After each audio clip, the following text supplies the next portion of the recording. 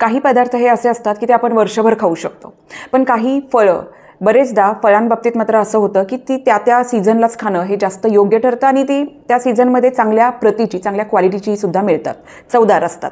पण या सगळ्या गोष्टींना अपवाद आहे, ते म्हणजे नारळ. नारळ हे असं फळ आहे की जे आपल्याला 12ही महिने उपलब्ध असतं, जे अतिशय पौष्टिक आहे किंवा हेल्दी आहे, न्यूट्रिशियस आहे. तर अशा या नारळांपासून मिळणारं नारळाचं पाणी, बरेचदा होतं काय की फक्त आपण पेशंटसाठीच नारळाचं पाणी हे घेऊन जातो, पण असं न करता आपल्या डेली लाईफमध्ये सुद्धा आपण नारळ पाण्याचा समावेश हा करायला हवा आहे. गेल्या काही वर्षांपासून हे नारळाचं पाणी आपल्याला पॅकेज्ड फॉर्ममध्ये सुद्धा मिळायला लागलं आहे. यामध्ये इलेक्ट्रोलाइट्स आणि अजून काही पोषक घटक आहेत, हे भरपूर प्रमाणात आपल्याला दिसून येतात. तर अशा या नारळापासून मिळणाऱ्या नारळ पाणी आणि खोबरं या दोन्हीही गोष्टी अतिशय पौष्टिक आहेत. तर नक्की कुठले कुठले फायदे मिळतात आपल्याला यापासून, हे आज आपण जाणून घेऊयात. तर व्हिडिओ अतिशय इंटरेस्टिंग आहे, खूप महत्त्वाचा आहे, तुम्ही शेवटपर्यंत नक्की बघा. मी डॉक्टर शर्मिला इनामके स्वागत करते तुमचं आजच्या व्हिडिओमध्ये.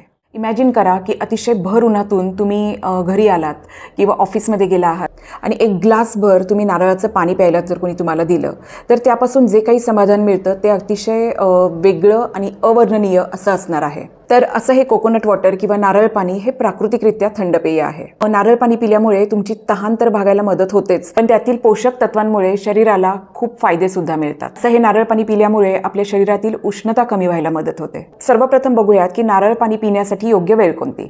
तर तसं म्हणाल तर योग्य वेळ अशी काही नाही. तुम्ही नारळ पाण्याचं सेवन दिवसभरात कधीही करू शकता. सकाळी ब्रेकफास्ट नंतर किंवा दुपारी, संध्याकाळी, अशा कुठल्याही दिवसभरात कुठल्याही वेळी तुम्ही नारळ पाण्याचं सेवन हे आवर्जून करू शकता. नारळ पाणी पिल्यामुळे आपलं शरीर हायड्रेटेड राहायला मदत होते.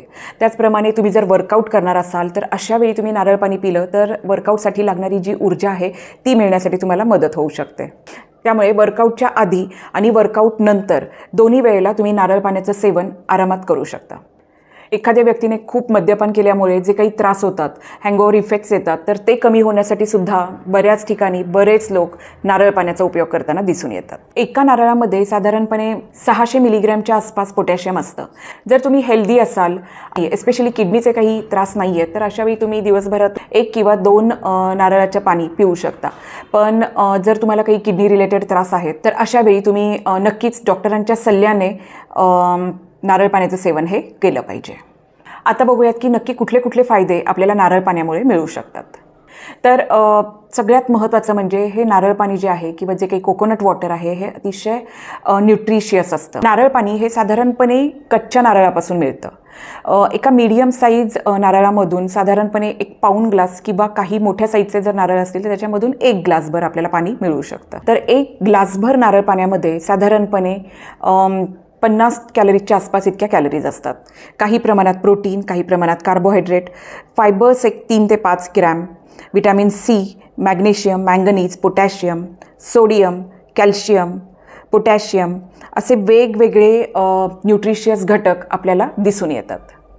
आणि हे एवढे पौष्टिक घटक यामध्ये आहे, म्हणूनच हे एक सुपर ड्रिंक असं सुद्धा आपण त्याला म्हणू शकतो. उन्हाळ्याच्या काळामध्ये जेव्हा आपण इझिली डिहायड्रेट होतो तर अशावेळी रिहायड्रेट करण्यासाठी नारळ पाण्यासारखं दुसरं पेय नाही. ज्यांना वजन कमी करायचं आहे किंवा वजन नियंत्रणात ठेवायचं आहे तर अशा लोकांनी नियमितपणे एका नारळाचं तरी नारळ पाणी सेवन हे करायला हरकत नाही.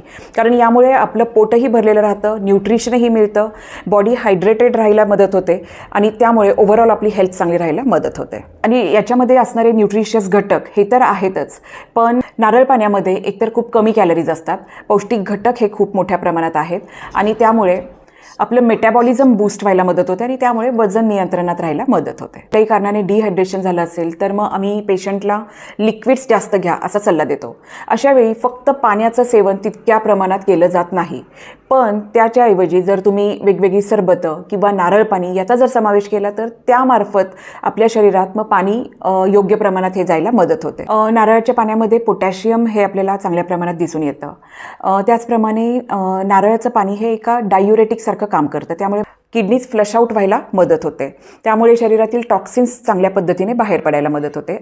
काही संशोधनातून असं दिसून आलेलं आहे की जे कोणी मधुमेही आहेत, अर्थात डायबेटिक लोक जे आहेत तर यांनीसुद्धा नारळ पाण्याचं सेवन करायला हरकत नाही. त्यामुळे त्यांची जी काही रक्तातली वाढलेली शुगर लेवल आहे तर तीसुद्धा नियंत्रणात राहायला मदत होते. फक्त एक गोष्ट लक्षात ठेवायला हवी की मी मगाशी सांगितल्याप्रमाणे हल्ली जे पॅकेज्ड कोकोनट वॉटर मिळतं तर याच्यामध्ये शुगरचं प्रमाण हे जास्त असू शकतं. त्यामुळे तुम्ही ते व्यवस्थितपणे चेक करून घ्यायला हवं आहे. अदरवाईज नॅचरल कोकोनट वॉटर पिणं हे अतिशय आयडियल पर्याय आहे. काही संशोधनातून असं दिसून आलेलं आहे की ज्या व्यक्तींना फॅटी लिव्हरचा त्रास आहे अशा व्यक्तींमध्ये सुद्धा नारळ पाण्यामुळे त्यांना फायदा झालेला दिसून येतो. म्हणजे लिव्हरमधलं जे काही एक्स्ट्रा फॅट आहे ते कमी व्हायला यामुळे मदत झालेली आहे. त्याचप्रमाणे हृदयाचं आरोग्य चांगलं ठेवायला सुद्धा नारळ पाण्यामुळे मदत होते. जे काही वाईट कोलेस्ट्रॉल आपल्या शरीरात वाढलेलं असतं बरेचदा आपल्या खाण्यापिण्याच्या चुकीच्या सवयी किंवा असे बरेचसे फॅक्टर्स आहेत ज्यामुळे आपल्या शरीरातलं जे वाईट कोलेस्ट्रॉल वाढतं तर ते कमी करायला सुद्धा नारळ पाण्यामुळे मदत होते. अशा या नारळ पाणी पिल्याने ब्लड प्रेशर आपलं नियंत्रित राहिला आणि ओव्हरऑल कार्डिओवॅस्क्युलर हेल्थ जी आहे ही चांगली राहायला मदत होऊ शकते. फक्त कुठल्याही गोष्टीचा अतिरेक नको आहे हे मी प्रत्येक व्हिडिओमध्ये सांगत असते आणि याच नियमानुसार डेली मी सजेस्ट करेल की जास्तीत जास्त म्हणजे तुम्ही एका नारळाचं सेवन करू शकता. यामुळे ब्लड प्रेशर रेग्युलेट व्हायला मदत होते. पण जर तुम्ही जास्तच नारळ पाणी सेवन केलं तर एखाद्या व्यक्तीला लो ब्लड प्रेशरचा सुद्धा त्रास होऊ शकतो. काही व्यक्तींमध्ये एस्पेशली फिमेल्समध्ये दिसून येतं की त्यांना वारंवार युरिनरी ट्रॅक्ट इन्फेक्शन हे होत असतं. तर अशा फिमेल्सला मी सांगेल की तुम्ही नारळ पाण्याचा अंतर्भाव आपल्या आहारामध्ये करा. त्याने निश्चितच या तक्रारी कमी व्हायला मदत होते. तर असं हे नारळ पाणी पिल्यामुळे यातील जे पौष्टिक घटक आहेत यामुळे आपली ओव्हरऑल इम्युनिटी चांगली राहायला मदत होते. अनेक आजारांपासून आपला बचाव होतो.